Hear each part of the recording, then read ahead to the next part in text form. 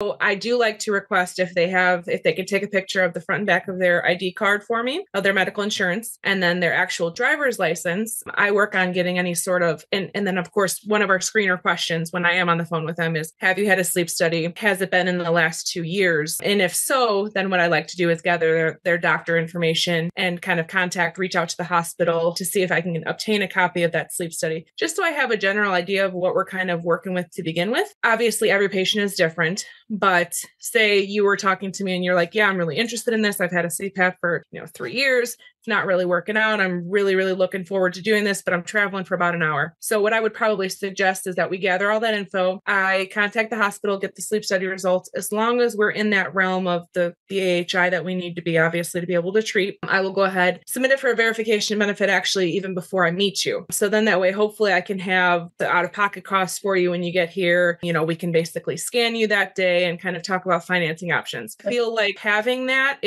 it's easier for me, to be honest with you, because again, I would hate for you to have to come sit here, Todd, we're talking and all right, well, I'll get all this information and then we're eventually going to have you come back and scan and this and that. Yeah. It just it makes me feel bad as a person. And I know, like Doctor said, he kind of hands me the reins in this. So it just makes the most sense to me as I would feel as like a patient would want to be treated.